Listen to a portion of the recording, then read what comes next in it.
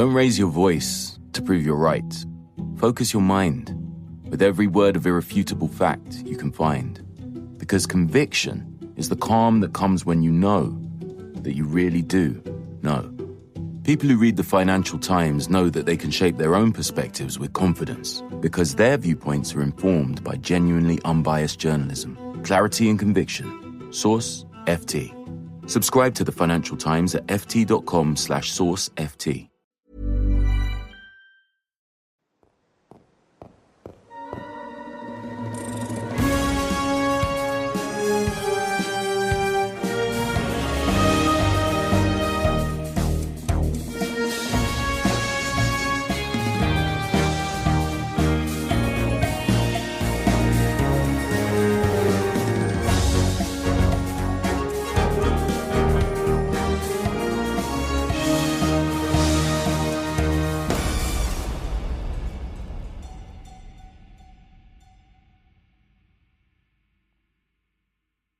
Hello and welcome to SpyHards Podcast, the best spy movie podcast in the universe, because I said so, and I'm Agent Scott. And I'm Cam the Provocateur, and Scott, you're not supposed to smell the fish. Oh. Well, how'd you know if it's gone off or not? You're not supposed to do it. Just taste test all the way, baby. Oh, you just buy it and commit. That's right. That's right. Alright, and I should have it with some red wine, right? I've been sick so many times. But you know what? I gotta follow Denzel's advice. If he tells you to do it, you do it. That's right. That's right. And he's told me not to watch movies, so I'm gonna check out now because I'm not doing that anymore. It's boring. It's boring, Scott. He hasn't got time for it. He's too busy counting his money. Exactly. Exactly. But there are going to be, sequels to this film. That he won't watch. he won't even watch playback in like Media Village. He's not even going to go and check that out. He just does his scenes and he's in his trailer watching Gilmore Girls. Exactly. Yes. I feel like he's a sports guy. He's probably just watching sports a lot. If you're out on your own, feeling lonely and so cold, I could keep doing the Gilmore Girls entrance theme, or I could bring Denzel in to do it with me, I suppose. He doesn't want to do it. He doesn't watch TV either. All you have to do is call my name and I'll be there. If you need me. We've got a big slice of Denzel for you this week, perhaps a third serving. But we're living La Dolce Vita. We are eating tiramisu. We are drinking espresso. We are heading to one of my favorite countries, Italy. And we've got one of our favorite guests returning. So without further ado, let's get to the review.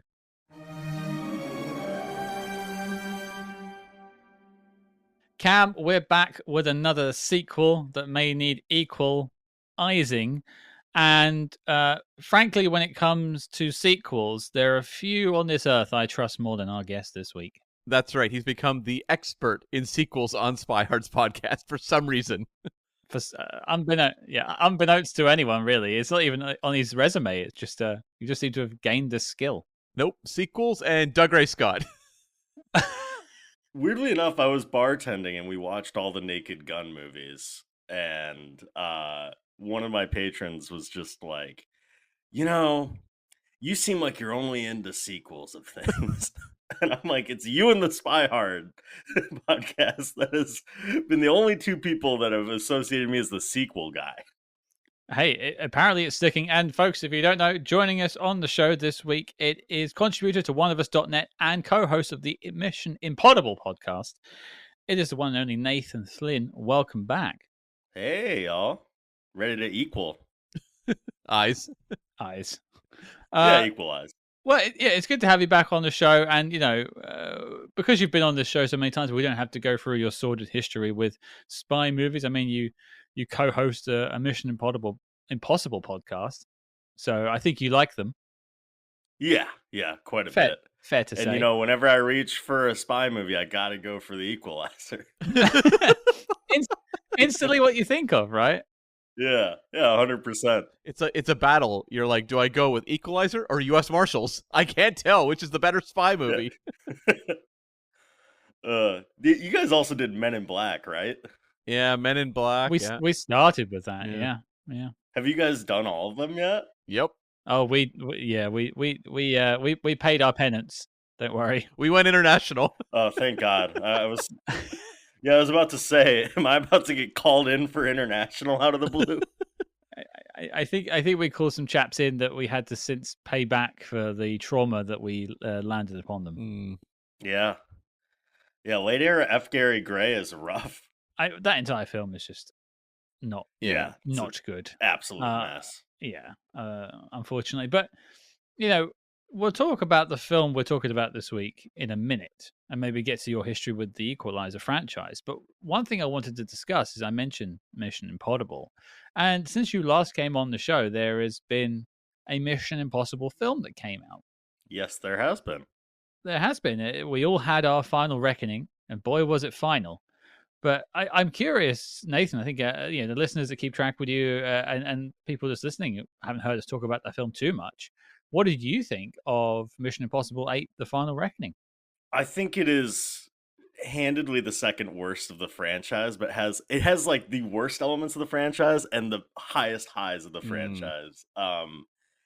It takes so long to clear its throat and get to the good stuff. And when it does, like, the movie's cooking with gas. I love all the stuff on the submarine. Obviously, the biplane stuff is just amazing. I heard going into it because some people saw it at the press screening before I did, and then I heard people be like, "This is the Rise of Skywalker Mission Impossible movies," but there are a couple sequences that took my breath away. I'm like, well, then it's not like Rise of Skywalker because nothing takes your breath away outside of Babu Frick.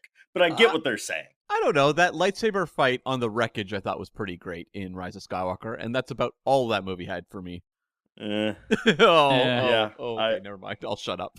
That movie's like oppressively paced. True. The Skywalker never rose for me in that film. The new Mission Impossible gets a lot of mileage out of me because regardless of how inane some of it is, I like hearing character actors talk about the Entity. And there's certainly a lot of that. Ethan and the Entity seems to be what everyone wants to talk about in that film. Yeah, 100%. I thought the submarine sequence was where really started working for me. As an ending to the franchise, I don't know that you could have had like a satisfying ending personally. Like, you're not satisfied if Cruz dies. You're not satisfied if he like retires somewhere. You're just like, he's going to keep doing this. And it's also like, is it satisfying if it sets him up as like, the Phelps in the future, like the guy who's just like sending mission or like creating missions to send young people on. I don't know that that's satisfying either. No. Brief spoilers. I thought the Shea Wiggum turn was ridiculous. And I love Shea Wiggum. I can't defend that at all. And I love the little joke to the original series, but it's like, and I'm supposed to care? It's only amazing if, in the wake of like, this one didn't do spectacularly well at the box office. They're like, okay, Tom Cruise is done with Mission Impossible. We're relaunching it with Shea Wiggum as the star, as Jim Phelps. And so from now on, we watch Shea Wiggum do death-defying stunts. Then I'm on board. I'd go see that. It was so interesting to me because I've spent years listening to Christopher McQuarrie discuss his rules for storytelling. And they've always been like, I've been like, he gets it. He does everything that franchises like fall in the trap of doing, where he's like, information is the death of emotion. You just got to get rid of all of the exposition and just let these movies flow because that's all you really need. Just stay simple with it. No real need for a callback. You can't assume everybody's seen every Mission Impossible. And I'm like, he did everything that he said that he would never do in one movie. It's still a good movie. But fuck. Yeah, no, it's got some peaks and it's got some valleys. It's I think one thing I've reflected upon having seen the film a couple of times now. And firstly, I will say at the press screening, people laughed at the Jim Phelps reveal. Oh no. I think that says it all. Yeah. But I think it's interesting that I wouldn't choose to put that film back on because of the first hour. Yeah. That's how I feel. Like, I'd skip it. Yeah. I'd skip it to the second hour. I'd be like, okay, but then I'm not watching the film. I'm watching bits that I like. And in that case, I might as well just watch a highlight reel on YouTube. Yeah. Well, the way they handle a certain character's demise is very strange because a lot of his scenes are in flashback afterwards. And I'm just like, the first hour is just a pretty muddled mess. There's some cool stuff in there though. I like Sure. the torture scene. It really, the best thing about the Mission Impossible movies are when you get through like some truly thrilling set pieces and thrilling scenes, and then you go for the light the fuse moment. Yeah. And this movie really didn't have that, where I'm just like, it did happen late in the movie, but I wasn't like, wow, this movie, like, they still got to do the light the fuse. Oh my gosh, I got a whole movie ahead of me. Instead, I was like, oh wow, I guess that's just where we're gonna put it, huh? Yeah. I think when we had Scott Mance on last month to talk about The Spy Who Loved Me, I think I sort of tuned into one of my main problems of it is that it lacked fun. Mm-hmm. Yeah. Like, you look at that goofy moment in Rogue Nation where Tom Cruise slides over the bonnet and Pratt falls onto the floor. Yeah. Like, there's nothing that like self-deprecating in Final Reckoning. He is God Almighty according to Final Reckoning, but whereas in Rogue Nation he's like a fallible idiot like the rest of us, and that's far more approachable than a manifestation of a deity in Ethan Hunt. You know what I think is another huge problem is Gabriel just never worked as a villain. No. I think he did well in the first half. In the Last Reckoning, or In Dead Reckoning Part 1? Yeah, that's yeah. it. Yeah, I agree. He is better as a henchman than he is as a big heavy. Right. Sure. And in the second one, when he's the henchman of the entity, you're able to just be like, all right, he's just this, cartoon villain aside. That the entity, which I will always defend as a villain, actually, I think it's a really cool idea. And it gives a weirdness to them because they really couldn't top Fallout, so they had to go a different direction. But Dead Reckoning or Final Reckoning just felt like it had to handle a lot of stuff, expecting that you haven't seen Dead Reckoning. And it's not fun for anybody to flash back to every scene of the previous movie they watched. No, that's how I felt too. And I am curious, as the person that has loved this franchise for a long time, had a podcast about Mission Impossible that's still ongoing. Where do you see this franchise going in the future? Man, I don't think he's done with them. I really don't. Don't you think the box office has kind of said, like, no, you're pretty much done? I mean, it's kind of like Fast and Furious now, where I'm just like, this used to mean a great deal to me. I mean, I still will queue up any Mission Impossible. I'd even watch this one again a couple times, but if this is the last I ever see of it, like, we had a good run. It didn't all work out in the end, but it's a hard thing to end. Well, it's interesting, I think, to wrap us up and take us into the next discussion point is you're very pro entity.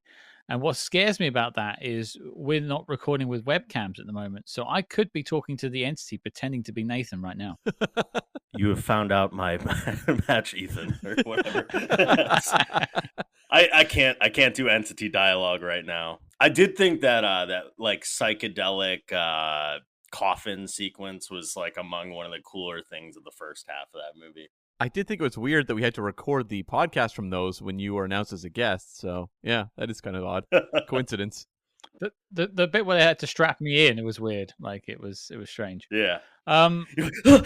Is this real? Is this real?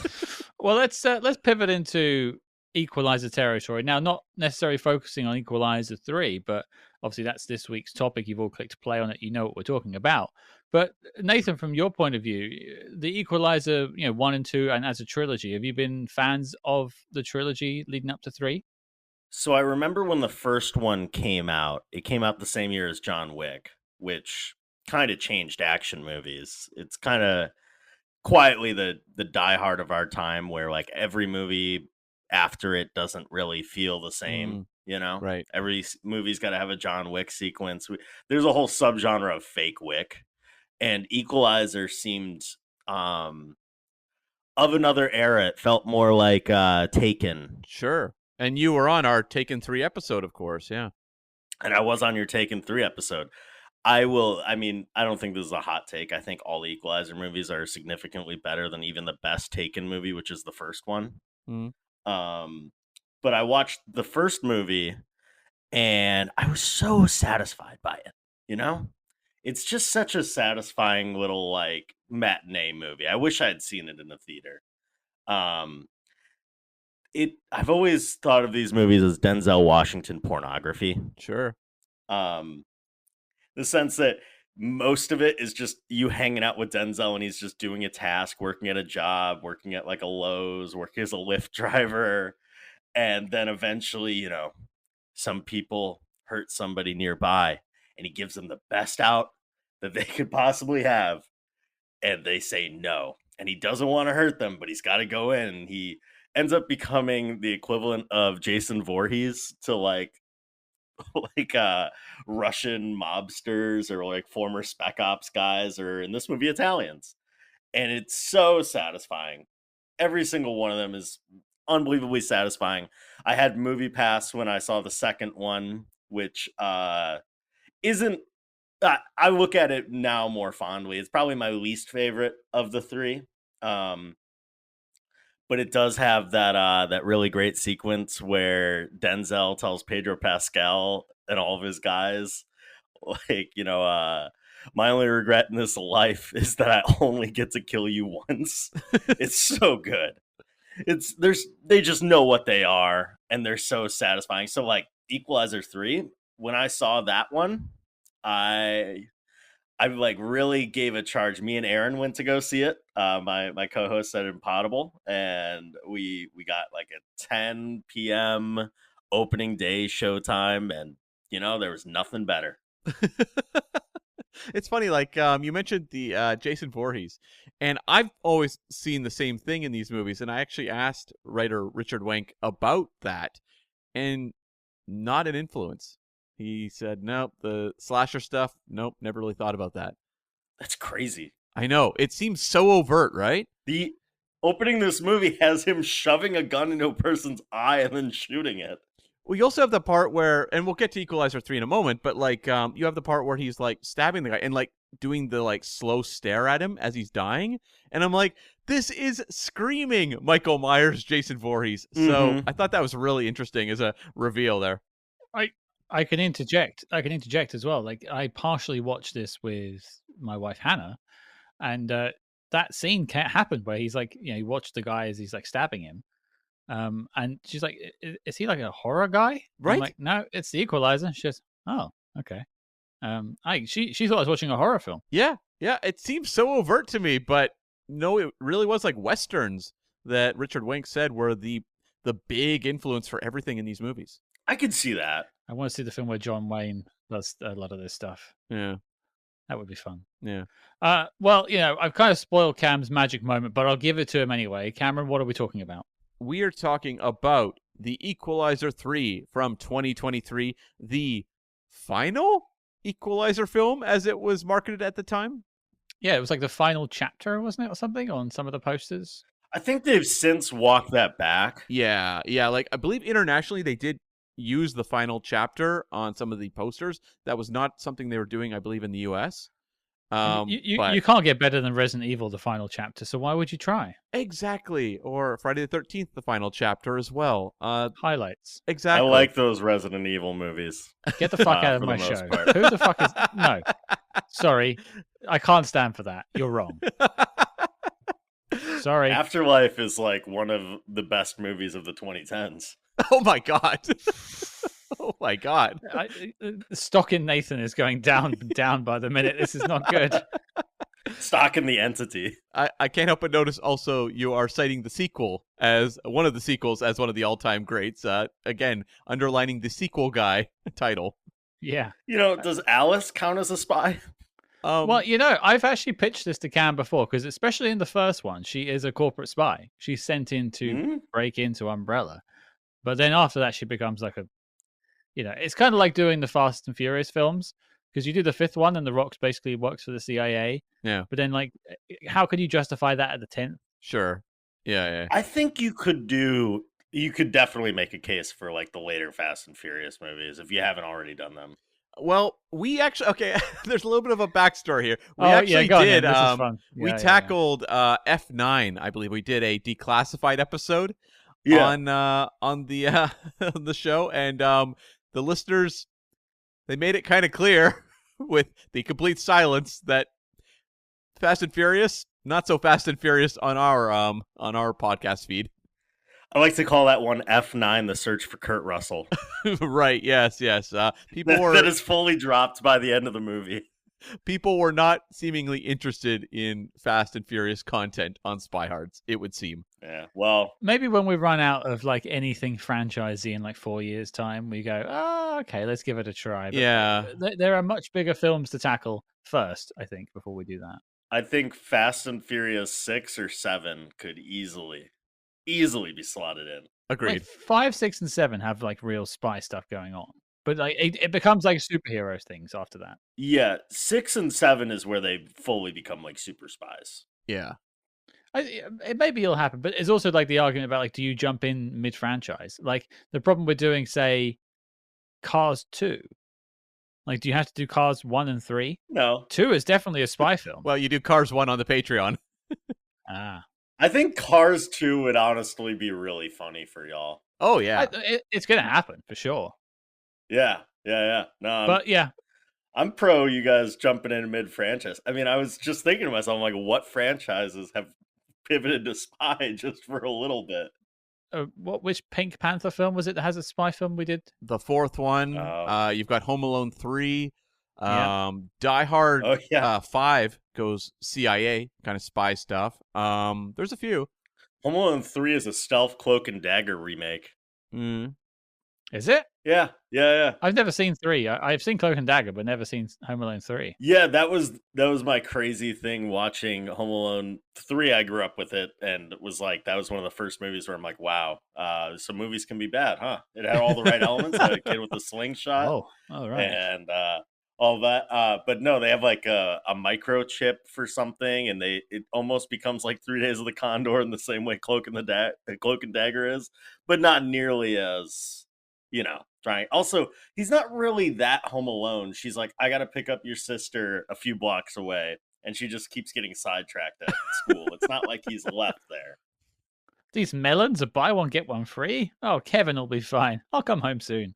And then all the hijinks is going on. I guess the Captain America, well, I guess the first one could still be a spy movie. Well, we did the first one with a view of going into the second one, but I don't think we'll stick around to like Brave New World. Oh, we'll be doing Brave New World because that's more spy than any of them. Civil War, though? That movie is still my bottom of this year. Yeah. Well, okay. Let's get us on track, because we can turn this into a box office analysis episode at the end if you'd like. But let's talk about Equalizer 3. For those of you who haven't threequalized before, Equalizer 3: Justice Knows No Borders. Ooh, catchy. Robert McCall finds himself at home in southern Italy, but he discovers his friends are under the control of local crime bosses. As events turn deadly, McCall knows what he has to do: become his friend's protector by taking on the mafia, which is the premise of a Mission Impossible 60s film. True, yeah. It also feels to me a little bit like they realized that Equalizer 2 with the conspiracy stuff didn't work quite as well versus the first one, where it was like him versus the Russian mob. And so they're returning to the Denzel takes down the mob kind of storyline. And like you said, when we did Equalizer 2, they were talking about maybe taking him to Italy. Yeah. During the press for that. So the nugget of going to Italy has been around for a while. Although I do think this is partly just an excuse to go to Italy for 3 months. Save that for the behind the scenes, Scott. Oh. Well, okay. Well, we sort of left a pregnant pause on that because, Nathan, you said about go and see 1 and 2. 3 you saw with your Impodible co-host, but like, do you remember what your feelings were to 3 at the time? Obviously, it may have changed since, but at the time, were you a fan of Equalizer 3? I remember turning over to Aaron while like Denzel Washington is just twirling some spaghetti. And I'm just like, fuck, he's the best actor who's ever lived. Equalizer 3 is very satisfying. I found it to be a lot darker, almost like borderline avant-garde by the end of it. I was like, okay, they haven't really advertised what his job would be in this one, but I guess he's done with jobs. He just wants to settle down. He does reference the Lyft driving at one point. So I guess he's still a Lyft driver on vacation? Yeah, I guess. I just had to look at a resume where somebody said they were a Lyft driver and they referred to it as a private contractor for both Lyft and Uber companies, facilitating transfers of packages from one destination to another. And I'm like, that is the most ChatGPT, like, can you expand my Lyft driving experience? But yeah, I mean, he's soft retired. I was kind of like, the movie gets started really quickly and then it sort of, eases down, which is not usually what I expect with an Equalizer movie. I guess Equalizer 2 kind of does it, but it's usually just a hangout film for the first portion. This becomes a hangout film in the middle. No, but I liked Equalizer 3 quite a bit. They're all like batting at the same average. Okay, so you were a fan at the time. We'll come back to now, but for me, this is the weird bit. I watched 3 first. Yeah, that's right. Because we tackled this one on was it the Declassified episode? It was a Patreon episode. Yeah, Patreon episode or not Declassified, I should say. But what did we call that show? Debrief. I can't remember. Debrief. It was a debrief. It was a good idea. Yeah, where we would do spy news and then review, kind of give short capsule reviews to new spy films. And we talked about Equalizer 3 for like a 15-minute review or something like that on that show. And I remember you mentioned that, and I was kind of surprised at the time. Well, they just didn't didn't really appeal to me when they first came out. I was definitely more of a Taken guy or a John Wick guy, and just didn't really gravitate towards these films. Like I saw Training Day and Man on Fire, but they just didn't really pull me. And then by the time this came out, I was doing this show, so I know we were going to talk about it at some point. So I went and saw this one first, and then have obviously gone back through the other 2. So it's nice that I've completed the trilogy now. Mm-hmm. And so when you saw this one, for those that didn't hear that debrief episode, did you enjoy it? Yeah, I remember there was the tone of the film and sort of how Denzel presents Robert McCall made me feel a bit like this is just a bit odd. Like the energy is a bit odd compared to what I was expecting to be a John Wick-esque film. Whereas as Nathan alluded to, there's a real punch you in the face start, and then he spends an hour or so making tea. Yeah. And then you get some action again at the end. And I just wasn't expecting that sort of energy flow.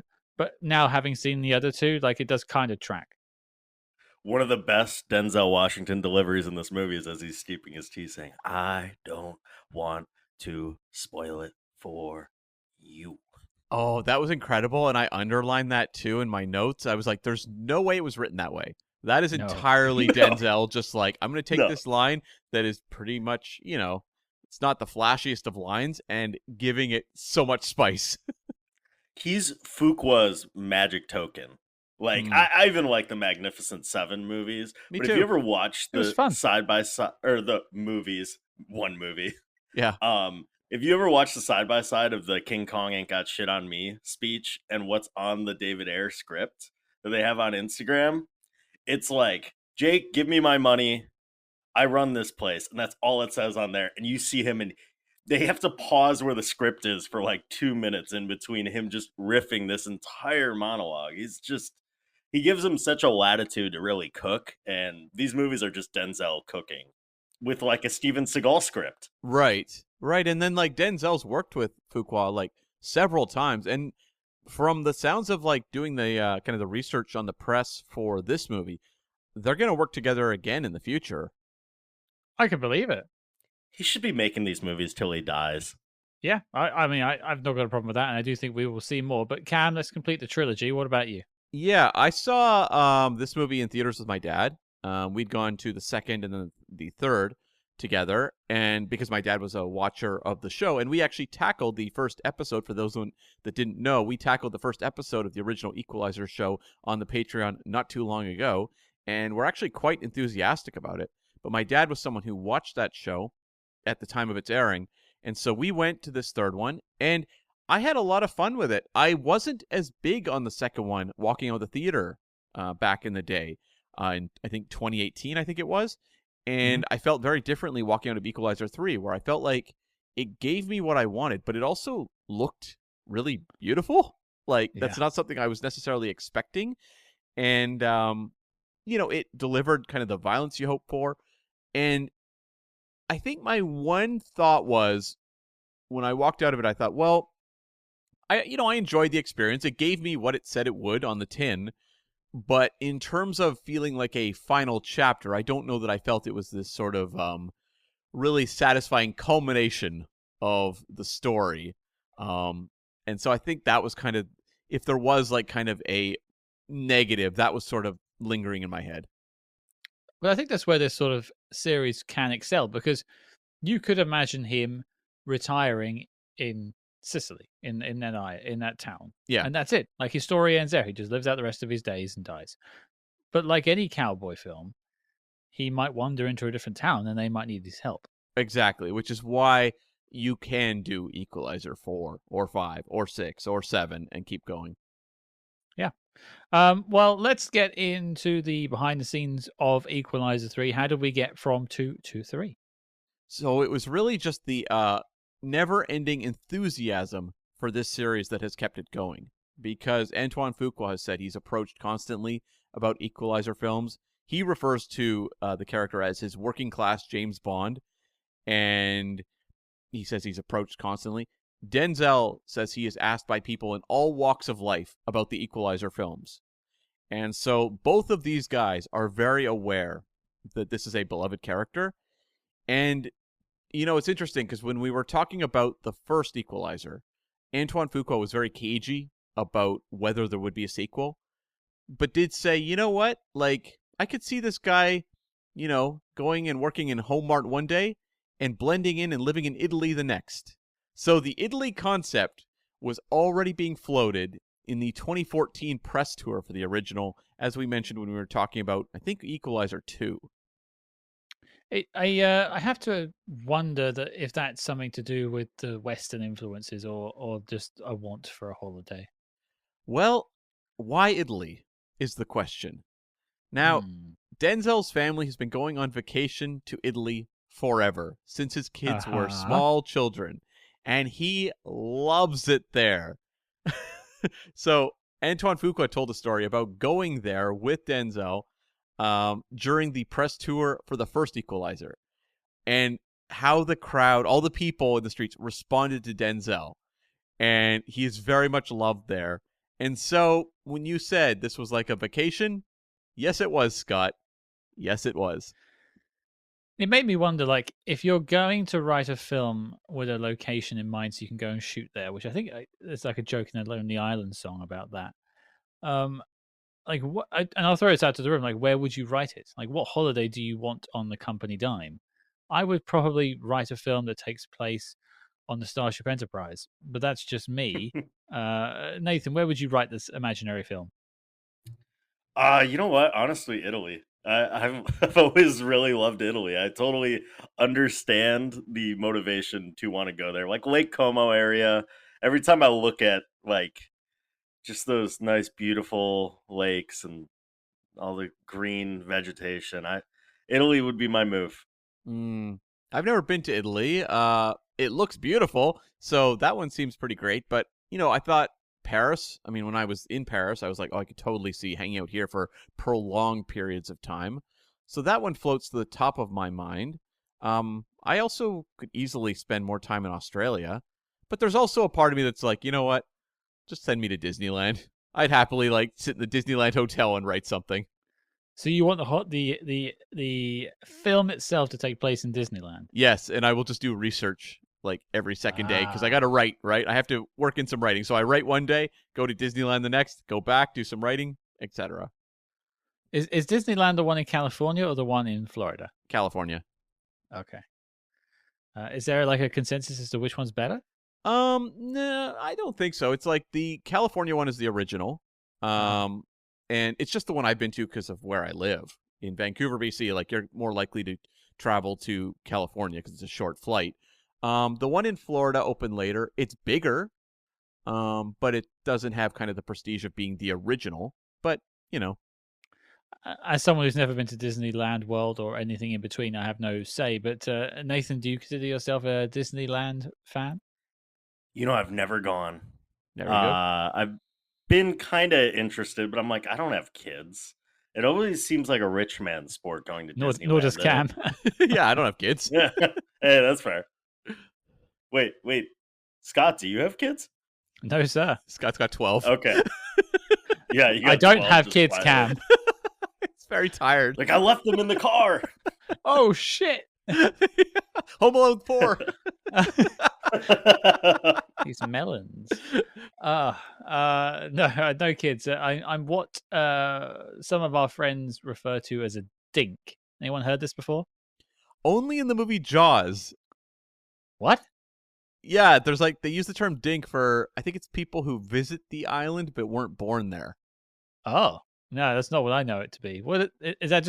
Is it stand for something, or is it just they just use the word dink? I don't remember. Like, I don't think it was ever Oh. explained, but it's just like, I think some island language that Spielberg worked in. They refer to my wife as dinks. It means double income, no kids. Oh, yeah, that makes sense. So we just spend it all on holidays and our dog. Right. Not bad. I can't complain. Cam, but please continue with the behind the scenes. Yes. So, this concept of Robert McCall going to Italy, it's being written by Richard Wenk, who's returning. Since he did Equalizer 2, and of course he was there for Equalizer 1, he has written The Protégé for Martin Campbell. Mhm. And depending on when he was working on it, he was one of many writers working on the Sony Craven film, Craven the Hunter. And I don't know if he did his work on that before Equalizer 3 or after. So who's to say? I still haven't seen Craven. It's not good, but it's... Is it Morbius bad, or is it like okay? Oh, you know what? Craven is pretty fun. It's not good, but what it really it's the closest a comic book movie has come to being like the movie MacGruber. Right. Okay. It's got a lot of people like ripping out each other's throats. It's got ridiculous villain reveals. It's got a lot of Aaron Taylor Johnson like muscly moving into a room, like breathes muscularly. It's a lot of him doing the buff pose. It's the only way to breathe, as far as I'm aware. Oh, dude, and Russell Crowe just goes for it. Oh, yes, he does. He looks like he's like a smoked piece of ham. He's so good. And also Alessandro Nivola as Rhino, just swinging away. He's like, you know what? Yeah. I'm going crazy with this, and so why not? Subtlety found dead in a ditch. It also has really hilarious ADR. And CG. Yeah, there's a moment where an explosion is headed toward, some explosive is headed towards Craven, and Aaron Taylor Johnson looks up, and his mouth doesn't move at all, and you hear, "Not this again." Yeah, like of the Sony spider villain movies, it's probably the one I found the most watchable, but that doesn't make it good. And again, it had an army of screenwriters. Richard Wenk is not responsible for that film. He contributed, but this was a vision of many. Of many. I'm responsible for that film. I wrote Craven the Hunter. Sure. We'll go back and listen to that Richard Wenk interview as well, folks. We'll put a link in that in the show notes to go check it out, because we do talk about this film on that as well. We talk about all three of them. Yeah, great interview. One of the awesome nuts and bolts interviews we've done with a screenwriter, where we just go through every facet of, in this case, a franchise, but especially the Equalizer, the first film. And then, of course, returning to direct is Antoine Fuqua, who's the producer-director of the film. And since Equalizer 2, he was pretty busy. He did the 2019 Muhammad Ali documentary, What's My Name? Muhammad Ali. He did the Mark Wahlberg sci-fi streaming film, Infinite, and reteamed with Southpaw star Jake Gyllenhaal for the thriller The Guilty. And also he did the 2022 film Emancipation with Will Smith, which was sort of intended as a prestige film, perhaps, that was released in the wake of the Will Smith Oscar slap, and so it really just got a quiet release, and not many people that I know saw it. I mean, don't worry, his music career is coming back around, I hear. He's getting jiggy with it once again. If anyone wants something to cringe at, go check out the video of him doing his new song live in London somewhere. And the highlight of the track is where he goes, "Hey, it's Rita Ora." and everyone just sort of goes, Oh dear. It's pretty awkward. Yeah, I still haven't seen Emancipation. That was like his Oscar play after the Oscar play. Yeah. And I don't think anybody has a more cursed Oscar win than Will Smith for King Richard. So He still got it though. yeah, Well, yeah, he's great in King Richard. It was that Oscar moment was the nightmare, but not the movie. I haven't seen Emancipation either, but yeah, and Fuqua is currently working on Michael, the Michael Jackson biopic, which I think I've heard rumored might be 2 films. They might be splitting it, but that is also kind of I think, attempt to have a prestige film yeah. I'm sure it's going to get nominated for Best Picture this year. Not impossible. Not impossible. And this is also a reunion between Denzel Washington and Dakota Fanning, who'd worked together, almost 20 years ago in Man on Fire. And the way that happened was Dakota Fanning actually expressed interest to producer Todd Black, and he contacted Antoine Fuqua and said, look, Dakota Fanning would really like to do this. Do you want to have a meeting? And that's how it happened. It was actually her showing interest in this project. That explains why her character feels shoehorned into the film. Well then, Denzel was thrilled, okay. though. Denzel was thrilled. We'll get into that. I was thrilled. Yeah. I love Man on Fire. Oh, no problem with that. Anyway, yeah, we'll come back to it. We'll come back to it. Go on, Cam. The budget for the movie was $70 million, just a little bit up from part 2. Domestically, it did 92.4, international 98.7, for a worldwide total of 191.1.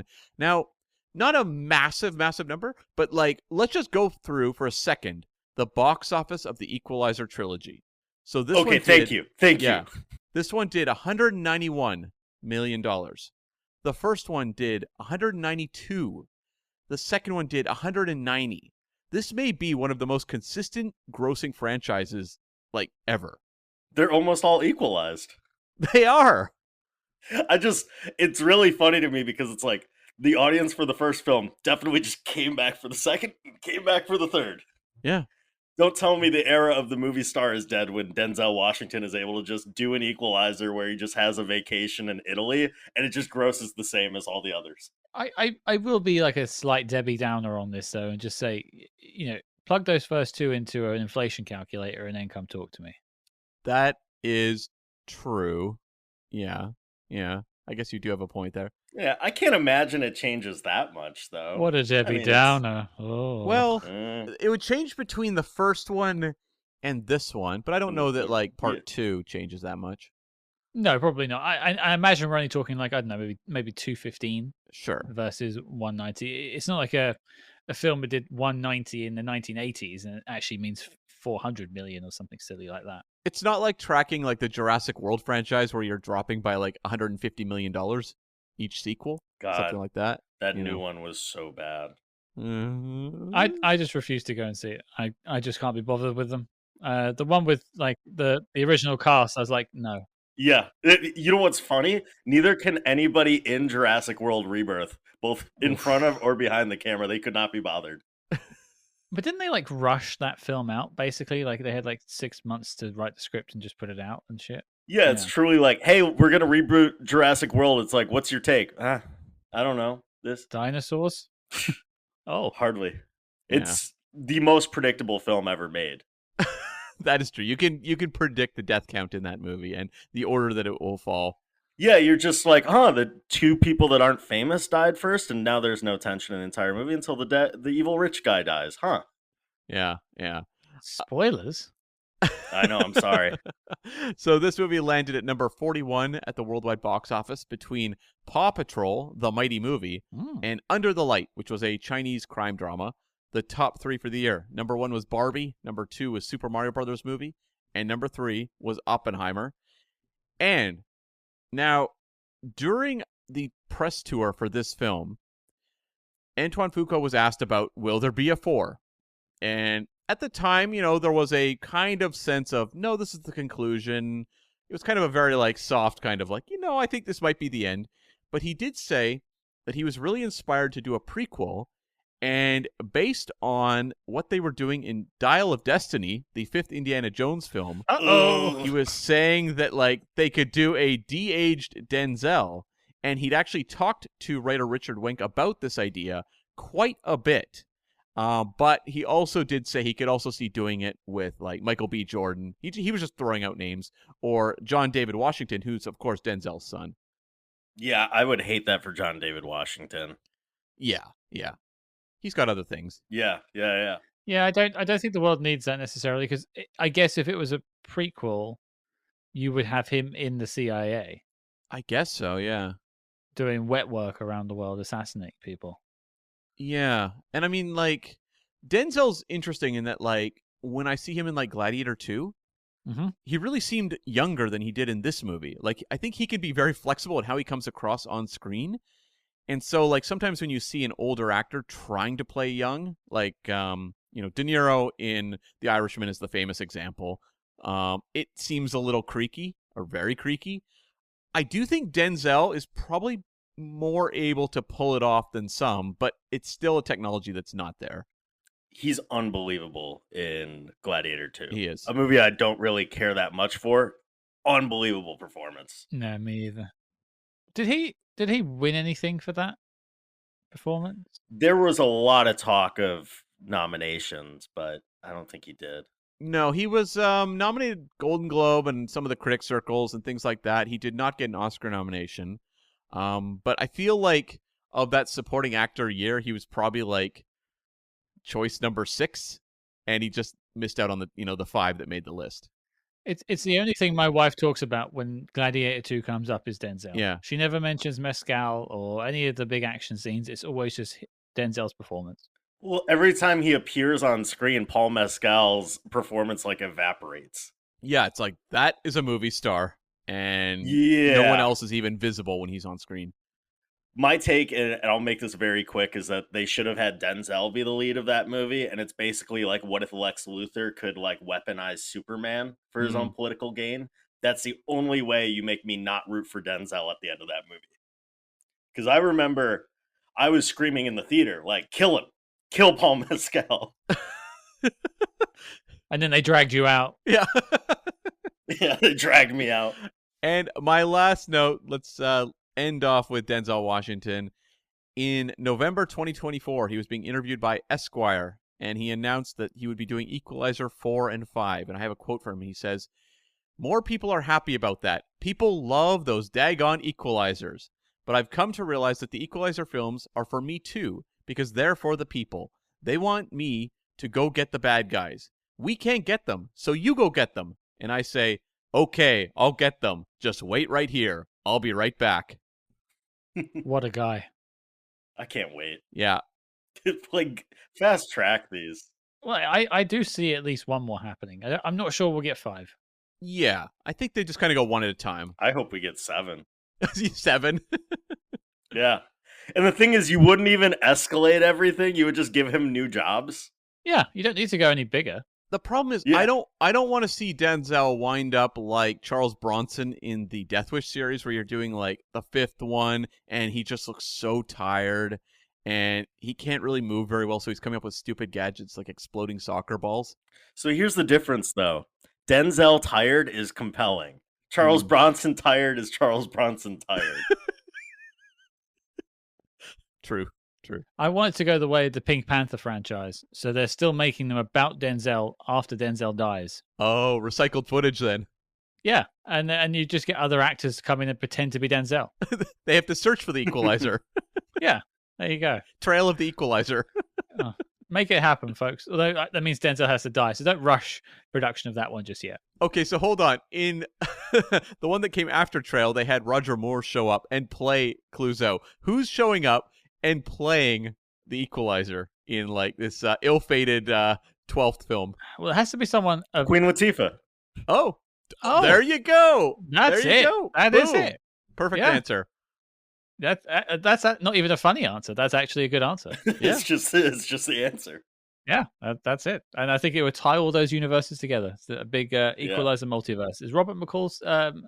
is Edward Woodward still with us? No, I don't think doubt so. it. I don't think so. All right. Fine. It's okay. We could do him like Christopher Reeve in The Flash. Right, yeah. Just have him in Supergirl just standing on a roof somewhere. Smiling. Great.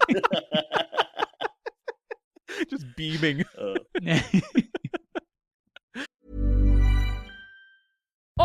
Boost Mobile. Boost Mobile. We'll give you a free year of service. Free year? When you buy a new 5G phone. New 5G phone? Enough. But I'm your hype man. When you purchase an eligible device, you get $25 off every month for 12 months with credits totaling 1 year of free service. Taxes extra for the device and service plan. Online only. Across America, healthcare teams are managing complex demands. At Siemens Health and Ears, we're here to help. With more than 17,000 U.S. team members, we're pioneering breakthroughs in medical imaging, therapy, and laboratory diagnostics, giving healthcare teams the tools to deliver smarter, faster, more precise care. Because when the right technology meets the right moment, diagnoses are clearer, treatments more effective, and lives can truly change. For us, it's more than innovation. It's a promise built for generations. Siemens Health and Ears.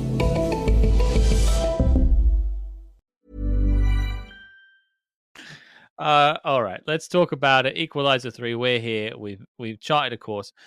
Nathan, you're joining us. You've revisited the film for it. You were just talking about it on Twitter the other day. What did you make of Equalizer 3? It's so satisfying. It was like slipping into a warm bath rewatching that, you know? The opening scene where he is just speaking with the gun near his hand, and he's like, your partner on the side who's going for his sidearm, like, he's dead. He doesn't know.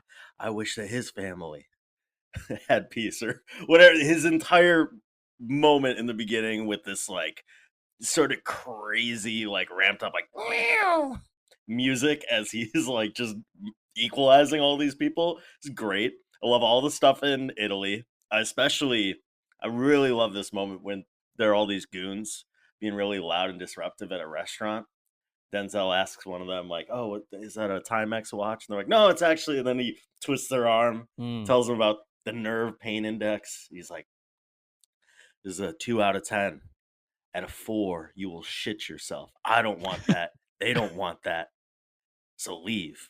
And it's so good. And then I also just love how weird the final kill is. Because, they're all so elaborate and so slashery. For him to just drug this dude and then just follow him around singing, it was the blood. It's so strange. So weird. It's so bizarre. It's also shot unlike all the other Equalizer movies. I said in my Letterboxd review, it's Antoine Fuqua's Pedro Costa film. Like, it really has these like inky black shadows, but it's not like overly dark to where I'm like, oh, I need to turn up the brightness. Like, it's not that Game of Thrones episode. It's intentionally very dark. It feels like a Rembrandt painting at points. But yeah, so satisfying. It's an interesting one because like I remember when I was watching it in the cinema, and I was really struck by just how gory those kills were. Like specifically like the stabbing and watching the guy die, or watching the main villain crawling along the floor as he like foams at the mouth and dies. Like I didn't expect Denzel to be in a film like that. Yeah. Having gone and seen the previous two now, it all does as it tracks. But yeah, like it really does stand out as they're not pulling their punches. No, like the fire poker through the throat kind of stuff. Yeah. Yeah. Oh my God, I forgot about that one. Yeah.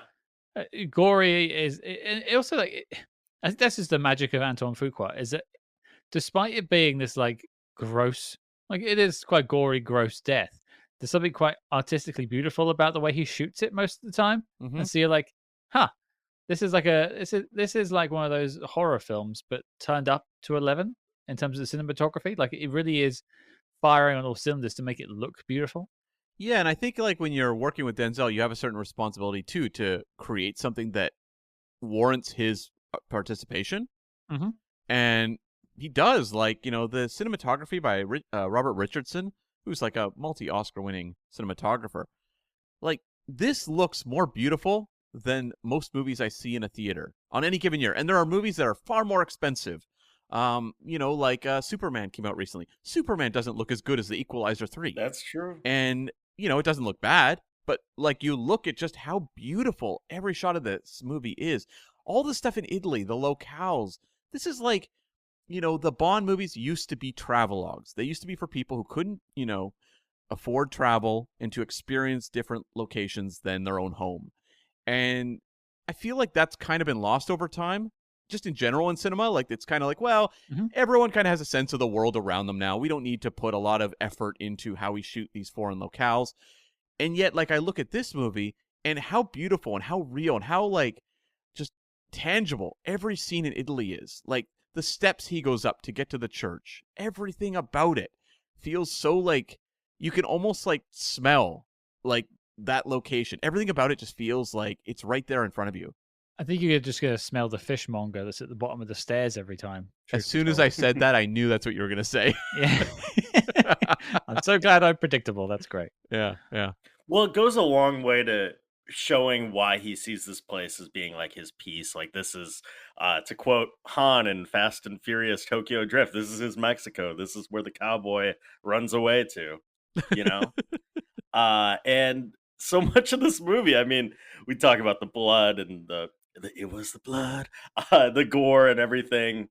It really is just mostly Denzel like sipping cappuccinos, talking to Dakota Fanning, and then like eating pasta. Like, it's amazing how much these films are hangout movies. Well, they're also these souped up Charles Bronson movies, but starring the greatest actor alive.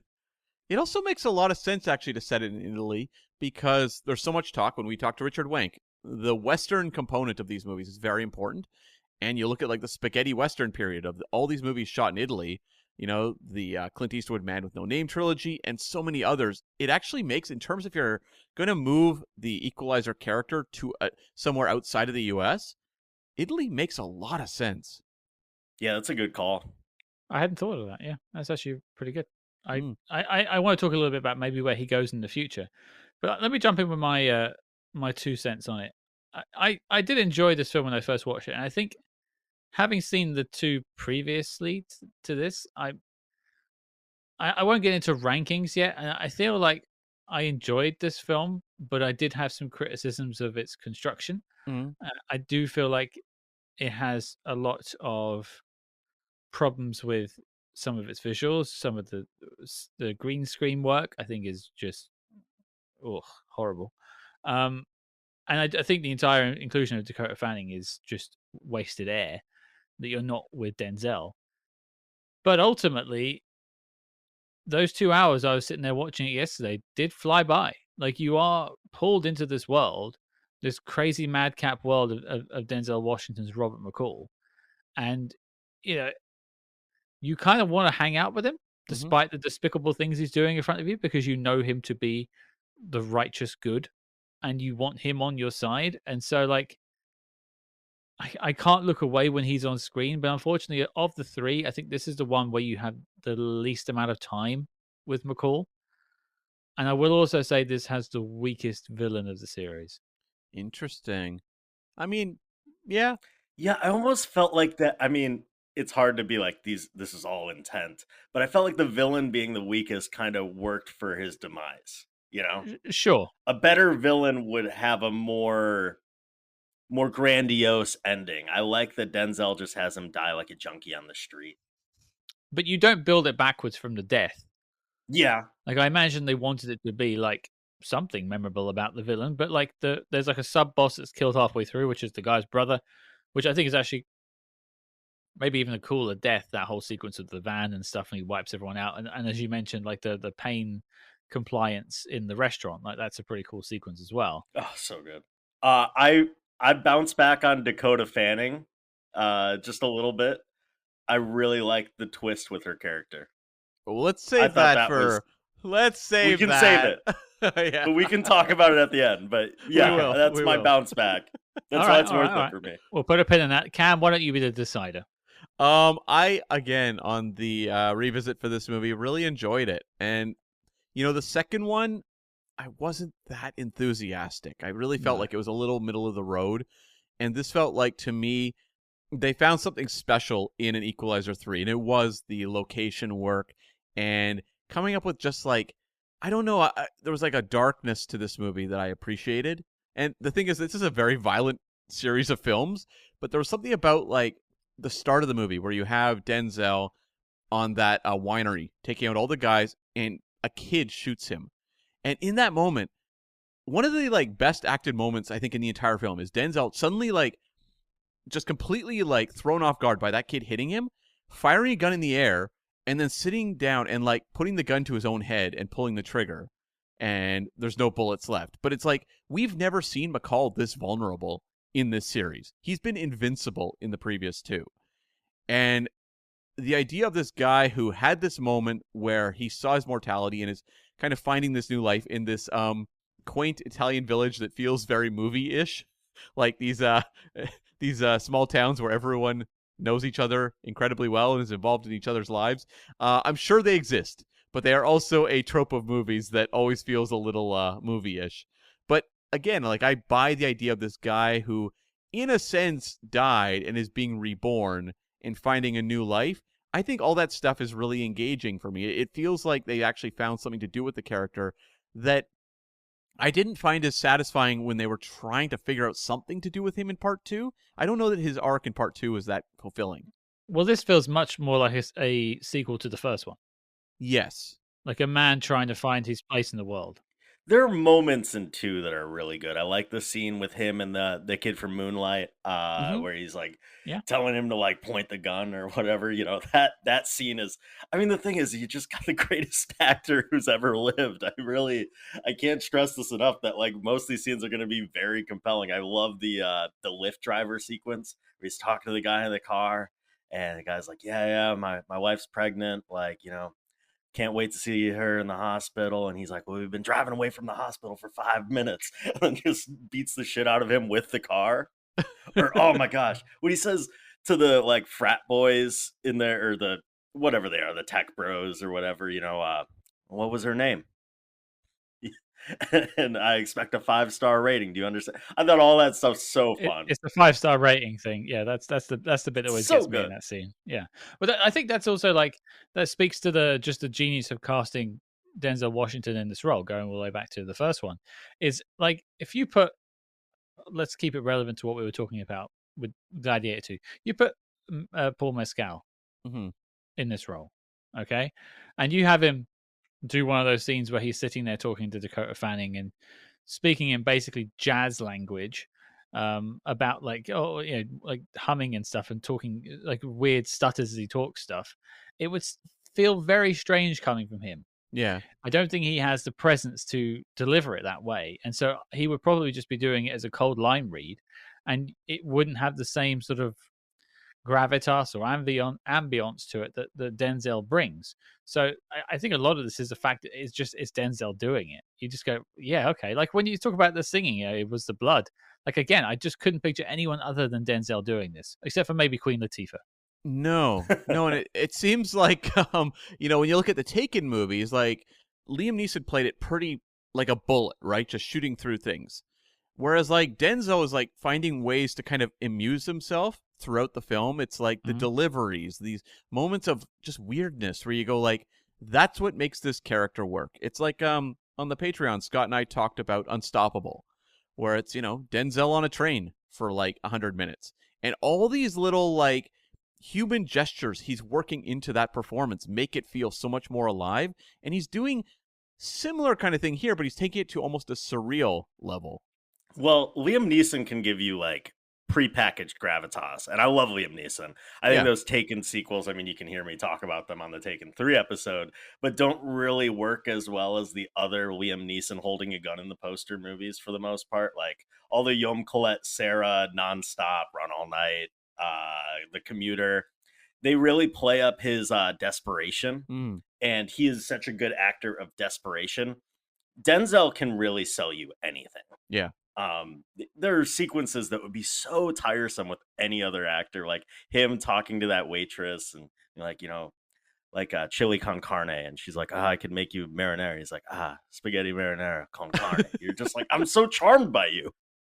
Yeah, that scene is entirely dependent on having a great actor there, because we've seen that scene in a billion movies. Yeah, otherwise it's the most tedious shit. Yeah, I will also throw in, we're just talking about Liam Neeson for a second. I'm not sure where this episode comes in the release schedule, but I effing hope Naked Gun does well. Oh, yeah. I have my press screening next week. I can't wait. Me and Cam are kind of away when it comes out, pretty much. Or I think you're getting here a couple of days later. I'm going to wait for Cam to get here to go and see it, I think. We can go see it together. So, yeah, I'm looking forward to that. I mean, the trailers, there's been some great media marketing work for this film. Yeah. And Neeson's so good at comedy. Yeah. Yes. Yeah. It's the perfect cast for like a Frank Drebin family member, you know, like that is great. Yeah, I'm so excited for that. I'm already like campaigning him for best actor.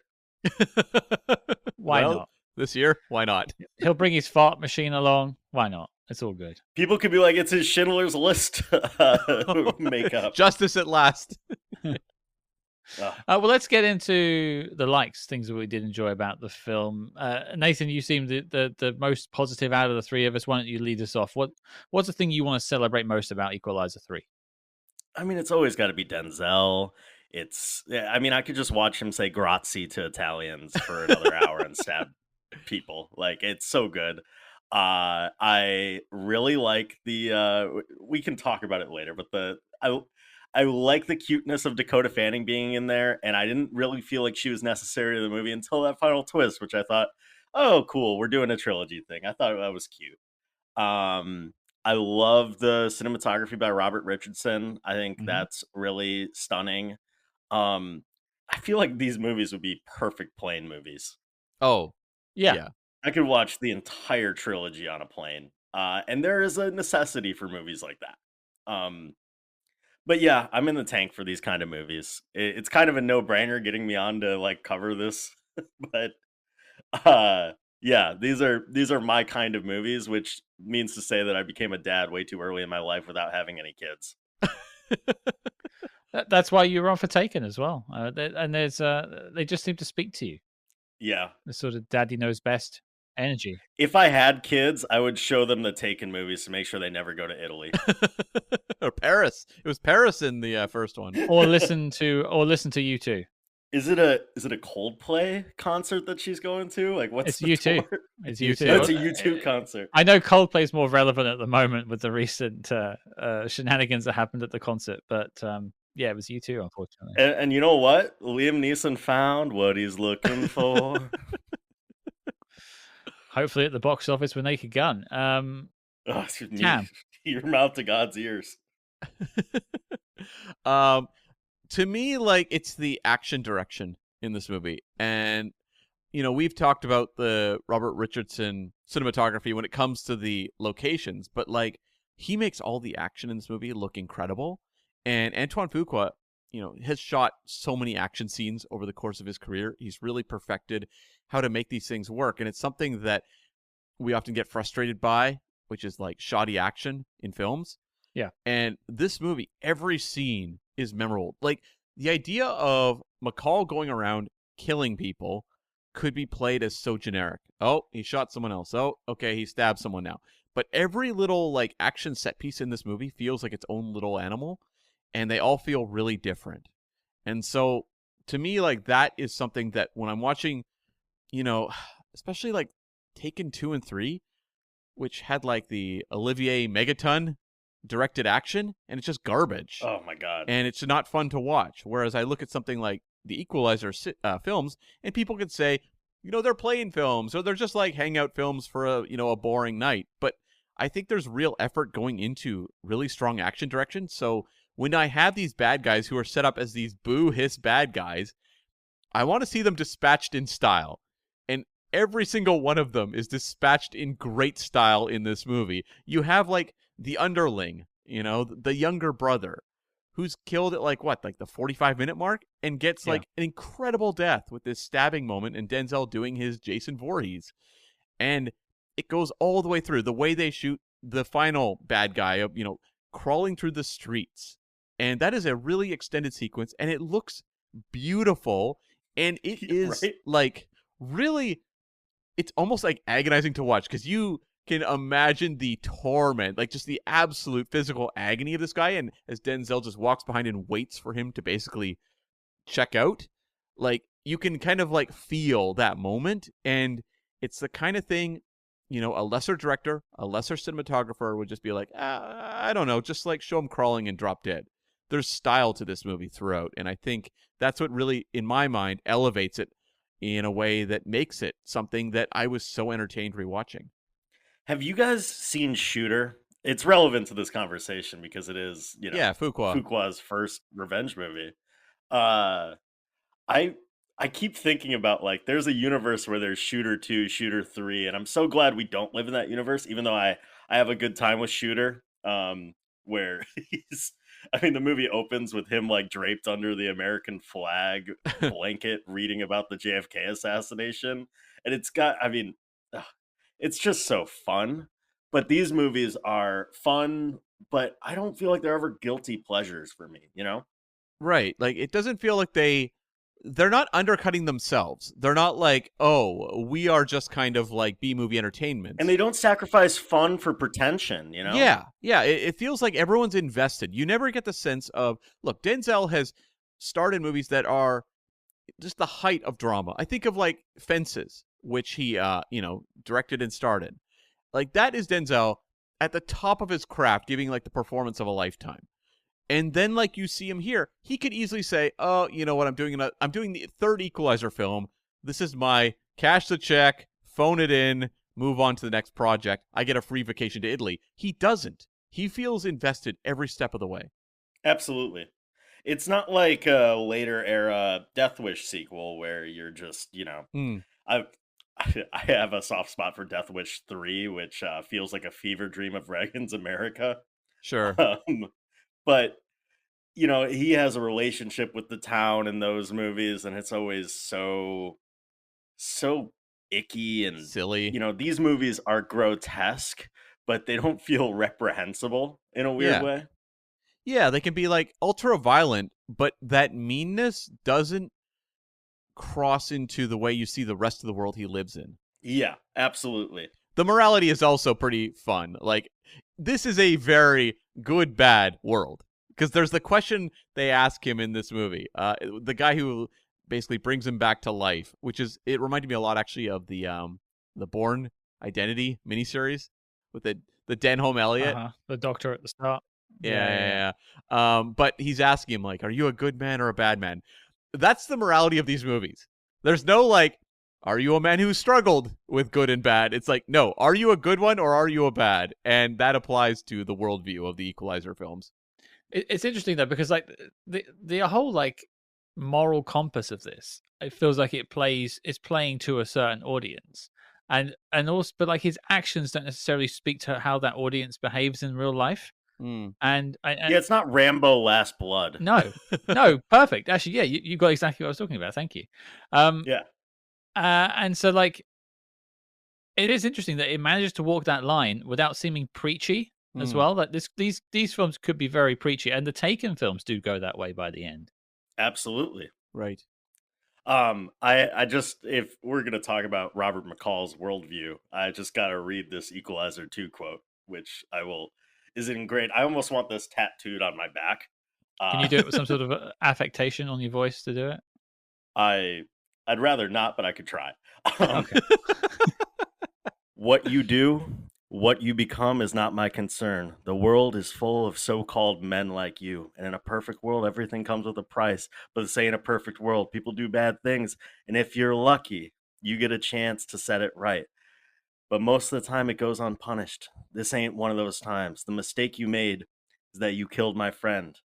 So I'm going to kill each and every one of you. And the only disappointment in it for me is that I only get to do it once.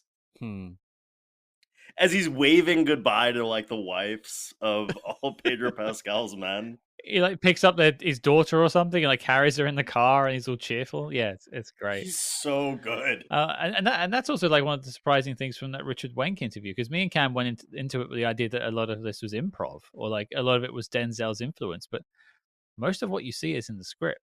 Maybe his inflection is Denzel. I feel like he must be easy to write for, because if you can give him anything and he's going to deliver. But if you know that you have Denzel there, you're like, oh, Denzel's going to really cook on this. Well, it's a little bit like, the older fantasy epics where they would just, like, cast old British actors in all those kind of supporting roles because they knew they could give them exposition and, kind of like silly stuff, and they would make it work every single time. I feel like that's the case with Denzel. It doesn't really matter, what the material is. He will come as close as humanly possible to making anything work. But if you give him great material, he's going to send it right through the roof. I mean, Gladiator 2 is, like, my number one answer for him being able to take a movie that is, like, maybe 1.5 stars and pushing it over to the 2.5, 3-star line for me. Mm. Yeah, but you can even look at stuff like The Bone Collector. Oh, absolutely. Or Virtuosity. What's the other one? John Q is not a great movie. Yeah, or Fallen. But, you know, we're talking about great movies now. I love Fallen. Time is on my side. Yes, it is. I think, like, in terms of other things of likes, I think you've tackled most of mine. I would say that the choice of location was great. Mm-hmm. Like, I mean, it's shot beautifully by Robert Richardson, which you mentioned, but like, just they made that town feel like a character in the film. Like, it was part of it. Like, it had a tangible feel to it. You knew what those steps felt like. You knew what he was feeling when he went up those stairs. We all have all felt that. I mean, none of us have been shot in the back and then tried to do those stairs, but we could pretend. Apparently, I was going to say about those steps. Apparently, when they Yeah. filmed that, Denzel was like, "You got 1, maybe 2 takes of this." Right. At least it's a man who knows his limits. I appreciate that. Yeah. The only other thing I would want to talk about is just there are some really cool, like, there are good set pieces. Maybe there's less set pieces than the last one, and I don't think there is a big crescendo set piece in this film like there is in the last 2 films. You're never really going to top the Home Depot fight or the Pedro Pascal in a sniper nest as Denzel Washington's running through the town In a hurricane. Isn't it like in a hurricane? during a hurricane? Yeah. Yeah, there's a lot going on. You're never going to top that, but I feel that there's a lot of great character moments, and I think the one that will always stay with me is one, Nathan, you've mentioned it already. You can call it the pain compliance scene, but like what I wrote it down as is like it's the preparing you scene. He's like, is that a warning? He goes, no, I'm preparing you, Mm-hmm. and it's like, oh, Denzel. Well, he's the angel of death in this movie. It's so good because, like, in the other ones, they're more formulaic. They're more what you would expect, where there's this ramp up. There's almost like this relaxation that Denzel has. It almost like he's at peace sitting down at a diner as much as he is equalizing these folk. And I really, really think it's almost intentional. It is intentional to, instead of a big conclusion, you just have it end on this dude just bleeding out and, you know, ODing on the cobblestones, because they don't deserve that big grandiose death. He doesn't want to upset the order of it. This guy's just gonna die an anonymous casualty the same way all of his victims do. And I said there's another scene that's perhaps not as flashy as that one that sticks out to me, and it's a subtle little moment, but it's when the gang first comes to town or second comes to town, when they're trying to extort money out of all the shops, and they go into the fishmonger, and I think Angelo was the guy who runs it, and they're like beating him up in the back, and Denzel's standing outside, and he looks up, and there's a cross in the hill. And that's like, for me, it was just sort of symbolic of him going, okay, I have to go back to work now. Yeah. Like justice and truth and the American way, or whatever you want to call it, righteousness, need me. Time for me to go to work. And I just felt like the way they shot it, him looking up from behind the POV of Denzel, it's just a beautiful shot. And I don't think you'd get that in a film like this if it wasn't someone like Antoine Fuqua leading the charge. I also think they do good casting with the smaller village parts, because, you know, the actor who played like Angelo, Daniele Perrone. But even like there's the police officer and his family. There's various people throughout the film that populate this small town. And when you see them terrorized, I actually felt like I cared. Yeah. Which in often cases, I don't care. You kind of go like, whatever. Like sometimes it can feel cheap when you like introduce someone who's basically an innocent and threaten them. Whereas here, because the world they created felt so real and authentic, the people within it, even though they are kind of movie types, still felt like they were living, breathing characters. And so I felt more when they were being terrorized. And I think the final like I'll leave us on before I take us to dislikes is more of an observation from Hannah that I found to be interesting. And she said there's a lot of food and drink porn in this. Yeah. And she started, and obviously she works in the food industry, so for her it was quite interesting. And yeah, she started. I don't know if anyone's ever seen the show Somebody Feed Phil on Netflix. Very popular show. It's got a theme tune. Basically, that Somebody Feeds Phil is sung. So she called this Somebody Feeds Phil is very fun. There we go. So thank you. Yes, someone has seen it here. Nice little travelogue. Yeah, it's a lovely little, like, very positive messaging. It's a great little series. So she started humming the theme tune, but changing it to Somebody Feed Denzel, which I like. And then, because it's also a travelogue film, and then I started to try to come up with my own title for it involving food. And I came up with Eat, Slay, Love. Oh, that's good. I love that. That's good. That's good. We interrupt this program to bring you a special report. Agents, we don't expect you to talk. We expect you to buy a subscription to our Patreon. Yee. That's right. Over on the SpyHards Patreon, we're covering all your favorite spy TV shows, as well as popular films from the most iconic secret agent actors of all time. Cam, why don't you share some intel on our latest assignment? McQueen, Garner, Attenborough, Bronson, Pleasance, Coburn, McCallum. Put those names all together, and what do they add up to? Greatness, that's what, because this week we are tackling the John Sturges 1963 World War II adventure, The Great Escape. Does this movie still fly as high as Steve McQueen's bike over barbed wire? We are going to find out, so tune on in. So accept your mission and help support your favorite spy movie podcast at patreon.com/spyhards. But before we activate the fourth protocol, let's get back to the Spy Jinx. Across America, healthcare teams are managing complex demands. At Siemens Health and Ears, we're here to help. With more than 17,000 U.S. team members, we're pioneering breakthroughs in medical imaging, therapy, and laboratory diagnostics, giving healthcare teams the tools to deliver smarter, faster, more precise care. Because when the right technology meets the right moment, diagnoses are clearer, treatments more effective, and lives can truly change. For us, it's more than innovation. It's a promise built for generations. Siemens Health and Ears.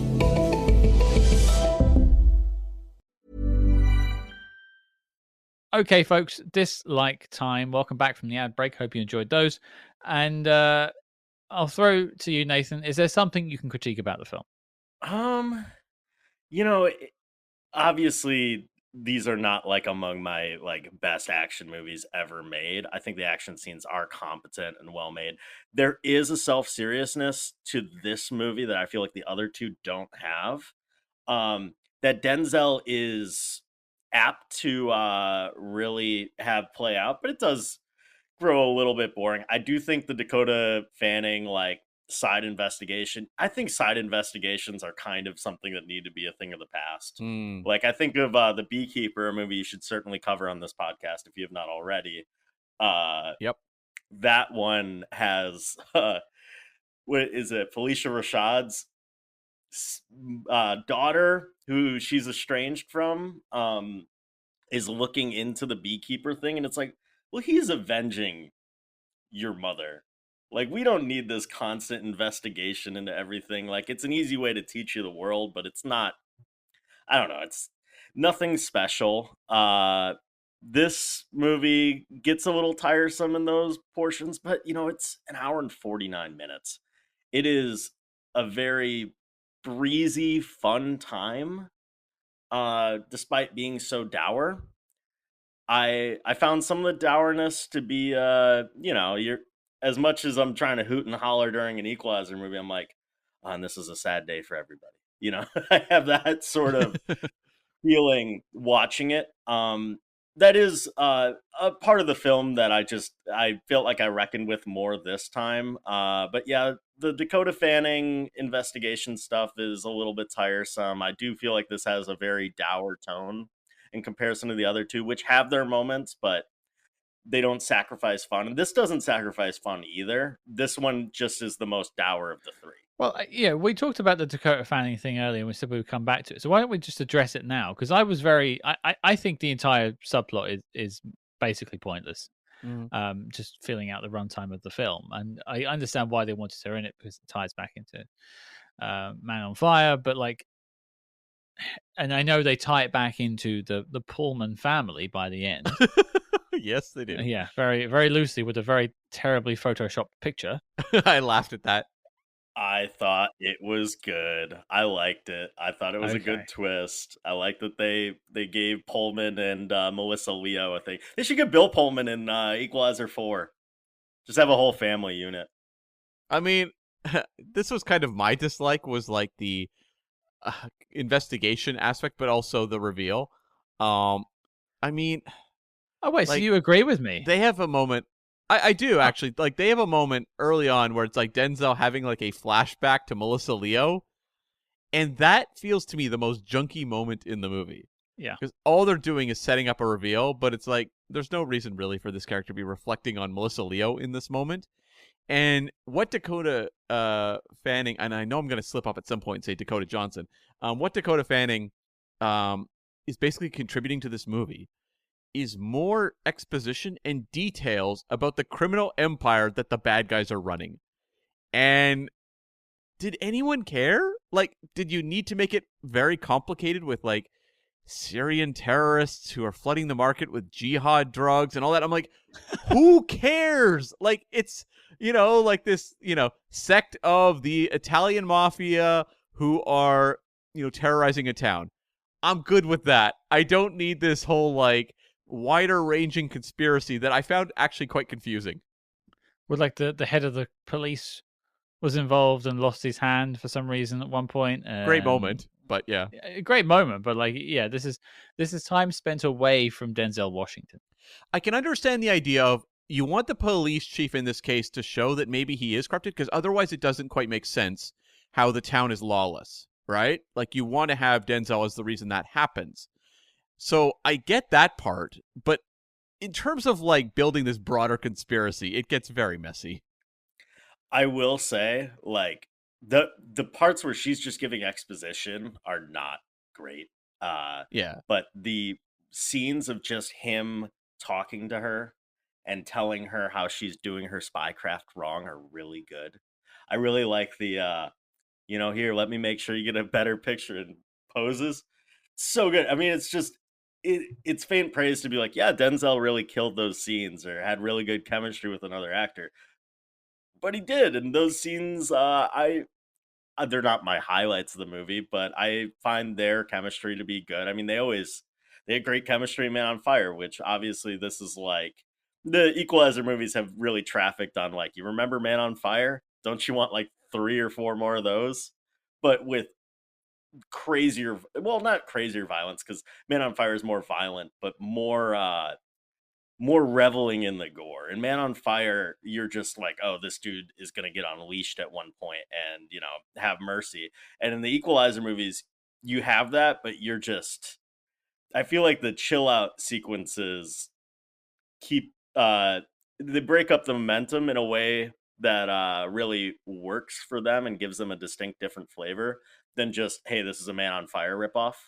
But I found their chemistry to be good in those scenes, despite the fact that the side plot, just get rid of side plots of people investigating like crime cartels or whatever. Like, it's never, when has anybody been like, oh, that's the stuff I really care for? It feels more like padding out runtime.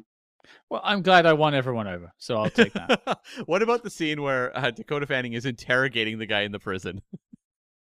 That, to me, was very silly. Oh yeah, like, oh, she's here to cut a deal. It's like, I'm not here to cut a deal. I'm here to make you an offer or something like that. For a second, I thought they were channeling like Silence of the Lambs, but they got her in like the power suit and stuff. And yeah, I was like, okay, interesting. But it doesn't sell. Like when she's like, "You don't want to mess with me," I'm like, "Come on, come on." Yeah, I feel like they really were betting on Dakota Fanning really delivering the goods and getting everybody to really, be like, wow, she's grown up to be the badass that we kind of wanted, Yeah. Almost feels like the professional sequel ideas, Right. The idea of like, oh, hey, what if Matilda became an assassin or whatever? But it doesn't fully work. It more felt like they cast her in a role that could have been played by anybody, but they managed to leverage the nostalgia for Man on Fire.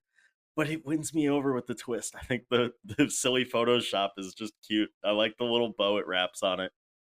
If I ever see you in person, I'm going to Photoshop a picture of like your family with mine and Cam's heads on it, and just so you have that for somewhere in your house. I kind of want just a Photoshop picture of me next to Bill Pullman and Melissa Leo. I think our listeners could probably make that happen. You may receive that in your DMs accidentally. Oh, You know what I'm thinking about is there's that one in F1. There's a Photoshop of Brad Pitt and Javier Bardem yeah. as racers. It's so funny. I love a bad Photoshop though. You're more forgiving than me. You need to someone needs to put together like the ultimate YouTube reel of bad Photoshops in movies. It would be incredible.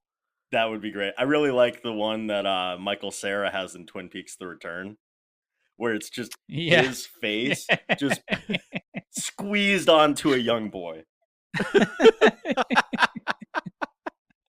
See, at least with David Lynch, you can kind of go like, was it intentionally bad? Like, was that some sort of like satirical thing he's doing?